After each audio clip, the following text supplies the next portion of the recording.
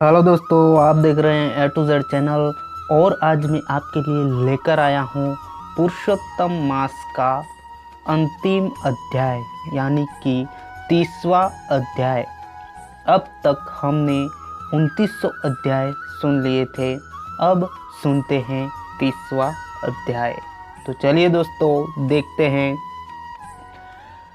नारद बोले, हे तपोनिधि, पूर्वे आप पवित्र व्रता स्त्री की प्रशंसा की थी।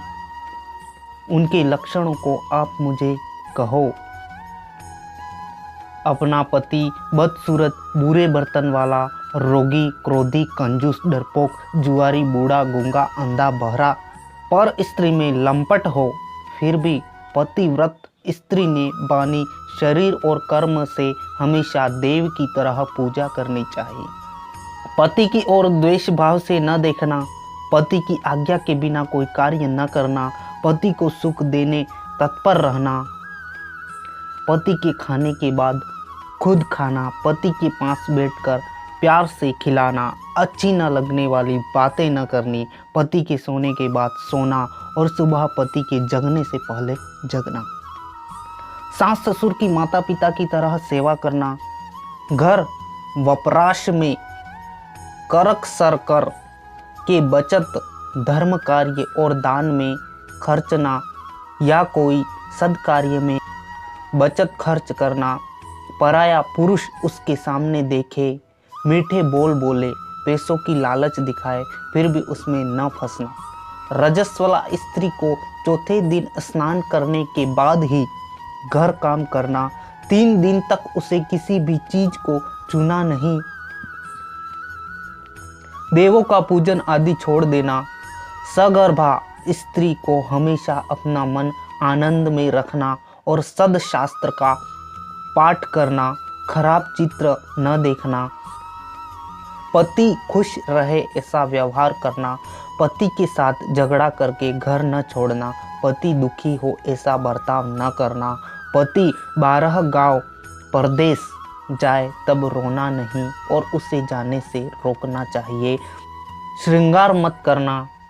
सूत पुरानी बोले, हे शौनकादिक मुनियों, नारद जी ने बाद में पूछा, सभी दोनों में श्रेष्ठ दान कांसा का संपुट को बताया है, इसका क्या कारण है? हो सकता है भगवान नारायण ने इसका जो खुलासा किया है वह मैं आपके समक्ष रखता हूँ। पहले कैलाश में पार्वती जी ने एक समय यह व्रत किया था। उसने महादेव जी को प्रश्न पूछा, किस प्रकार उत्तम दान मुझे करना चाहिए? सवाल का उत्तर देते महादेव जी ने बताया था, संसार में पुरुषोत्तम व्रत समान उत्तम और तुरंत फल देने वाला कोई व्रत नहीं है। इस व्रत के लिए ब्रह्मांड जैसा गोल आकार वाला संपुट का दान देना चाहिए। कांस्य से बने हुए संपुट में 30 पुड़ले रखकर इसका नारा छड़ी में लपेटकर दान देना चाहिए। अतः ब्रह्मांड का दान समान पुण्य मिलता है। अगर शक्ति हो तो 30 संपुट देना। पवित्र पुरुषोत्तम मास में श्रद्धालुओं को ध्यान, व्रत, नियम, तप तथा कथा श्रवण का लाभ अवश्य लेना चाहिए। और साधनों अलावा यही मास का अनुष्ठान वही उत्तम साधन है।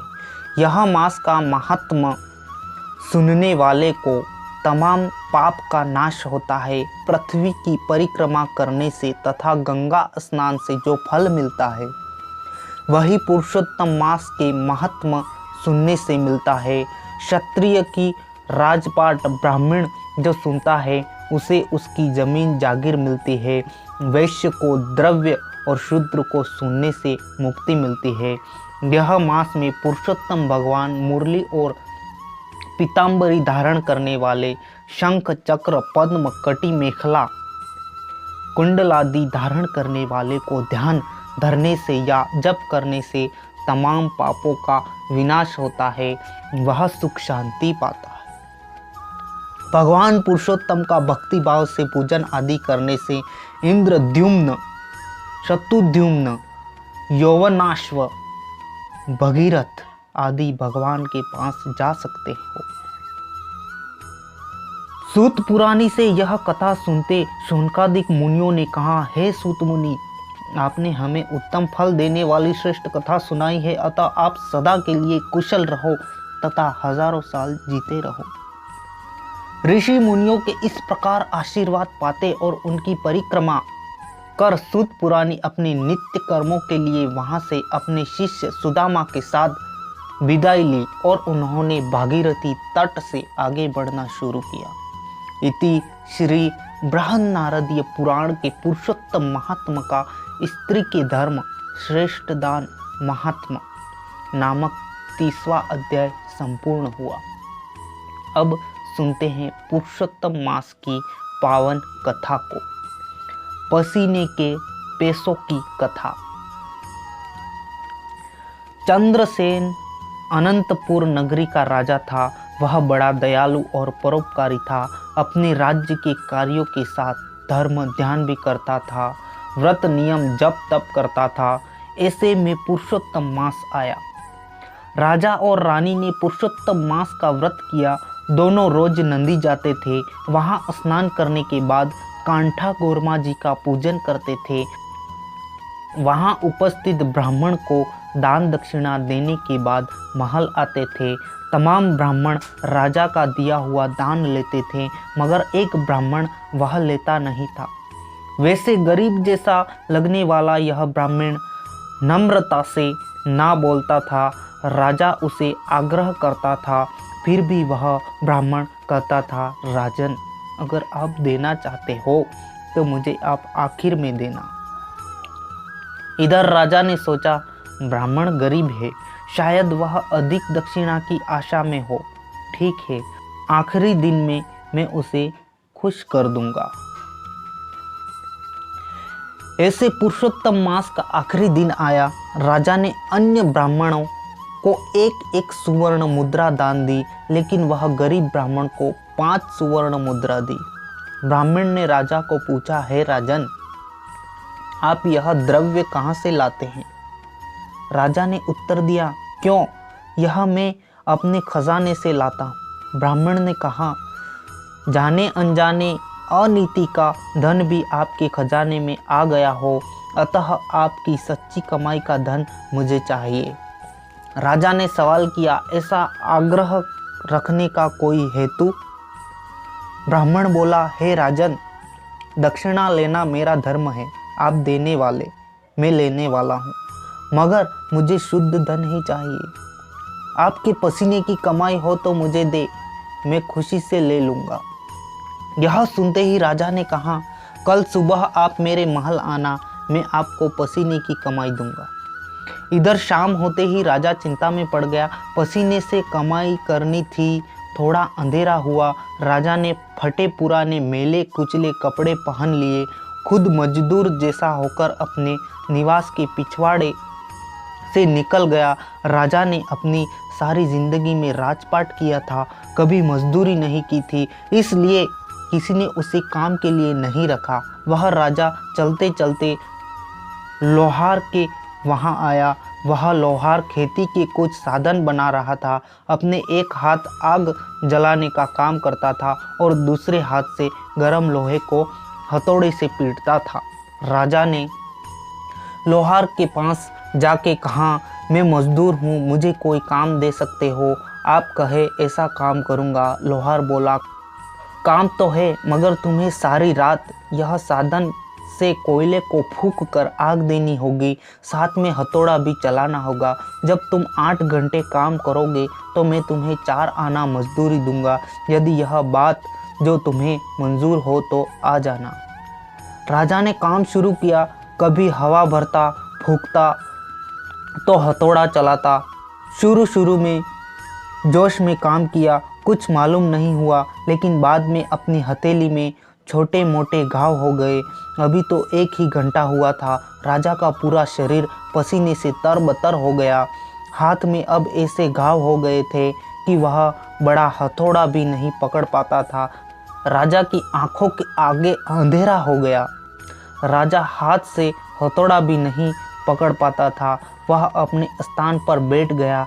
लोहार की नज़र गई, उसे गुस्सा आया, राजा को डांटा। तब राजा ने बताया, भाई मैं काम नहीं कर सकता, मैं खड़ा भी नहीं रह सकता, कोई शक्ति है नहीं, आपको जो देना है वह दो, अपनी खुशी से चला जाता हूँ।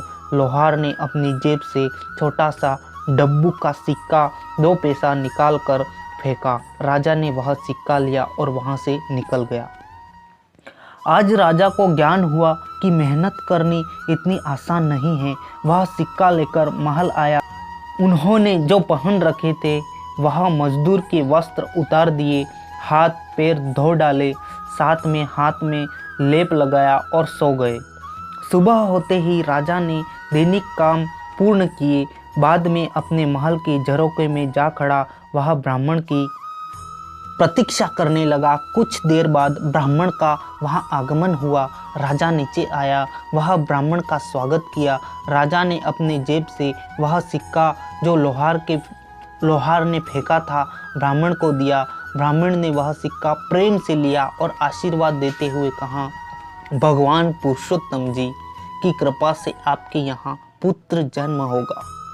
इतना आशीर्वाद देकर वह ब्राह्मण वहाँ से निकलकर अपने घर आया और एक सिक्का जो राजा ने दिया था वह अपनी झोली से निकालकर पत्नी को दिया, मगर वह गुस्से से उछल पड़ी, सिक्का फेंक दिया। पति को अनाप शनाप कहने लगी। वह ब्राह्मण सिक्का जहाँ डाला था वहाँ खोजने लगा, अपने प्रभु को प्रार्थना करने लगा, हे दयालु प्रभु, मेरी अज्ञान पत्नी के सामने मत देखो। पत्नी ने जो सिक्का डाला था वह अपने घर के पास तुलसी क्यारा था वहाँ पड़ा था। एक दिन वह पौधा बनकर बाहर आया। पौधे पर छोटी छोटी सींग लगी थी। ब्राह्मणी ने देखा, सब सींग पौधे से उतार कर घर में लाई। दाने के लिए सींग जैसे खोली, चमत्कार हुआ। दाने थे मगर सामान्य दाने नहीं थे, असली मोती थे।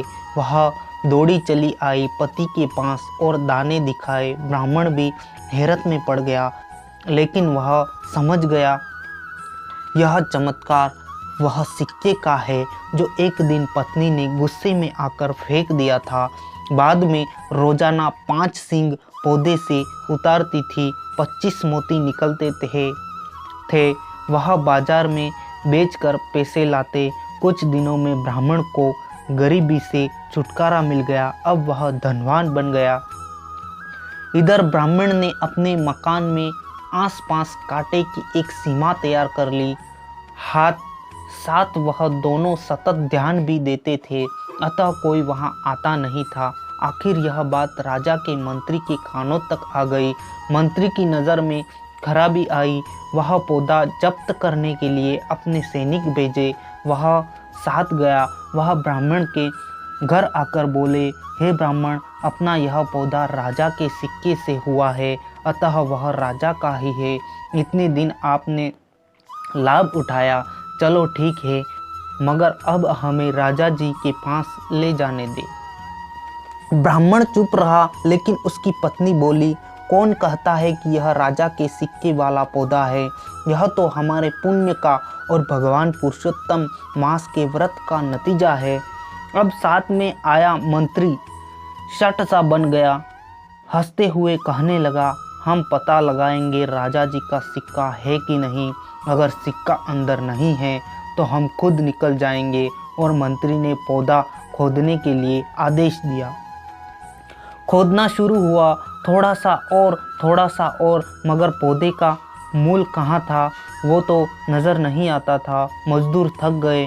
गांव में खबर फैल गई। गांव वाले ब्राह्मण के वहां आने लगे। राजा को पता चला, अपने मंत्री ने मुझे बिना पूछे काम हाथ लिया है। जानते दुखी हो गया। वह अच्छी बात नहीं है, वह समझा। कुछ देर बाद वह खुद वहां दौड़ आया। बाद में राजा ने ब्राह्मण ब्राह्मणी को पौधे के बारे में पूछा। तब ब्राह्मण बोला, राजन, आपने मुझे जो सिक्का दिया था वह यह पौधे के रूप में खिला है। यह हमारे पुण्य का फल है, हम उसे किस तरह ले जाने दें। राजा ने ब्राह्मण की धर्मनिष्ठा और आस्था के लिए धन्यवाद दिए और 2 हाथ जोड़ते क्षमा मांगी। राजा को मेहनत का क्या मूल्य होता है, यह बात समझ में आ गई और तब से तय किया मंत्रियों को कहाँ कभी भी बेईमानी की राशि अपने खजाने में ना आए, इसका ध्यान रखा जाए। Thank you. कथा यहीं पर समाप्त होती है। अब सुनते हैं पुरुषोत्तम भगवान का श्लोक। सच्ची भक्ति करके देखो, विरह अगन में जल के तो देखो, मदन मोहन को मिलके तो देखो, श्री कृष्ण शरणम मम। मुख से जनार्दन नाम जपाए, कोटि जन्म के पाप कट जाए, जीवन सुख शांति में जाए, श्री कृष्ण शरणम मम। खोटे मन से कृष्ण कहो, कृष्ण आपका हो ही जाए, बाद में हो भयो भयो, श्री कृष्ण शरणम मम। महाविषम यह कलिकाल, तप व्रत कुछ न बने लगार, नाम स्मरण बस है आधार, श्री कृष्ण शरणम मम। बोलो पुरुषोत्तम भगवान की जय। थैंक यू सो मच दोस्तों वीडियो देखने के लिए, और मैं आशा करता हूँ कि आपको सभी वीडियो पुरुषोत्तम मास के पसंद आए होंगे और आपने सुने भी हैं, तो उसके लिए मैं आपका बहुत बहुत आभारी हूँ। और मेरे चैनल को सब्सक्राइब कर लीजिए ताकि मैं ऐसे ही नए नए वीडियो आपके लिए लाता रहूँगा। थैंक यू, धन्यवाद। और दोस्तों फ्रेश ज्ञान इस चैनल को भी आप सब्सक्राइब कर लीजिए। इस चैनल पर आपको नए नए यूनिक वीडियो देखने को मिलेंगे। तो थैंक यू, धन्यवाद दोस्तों।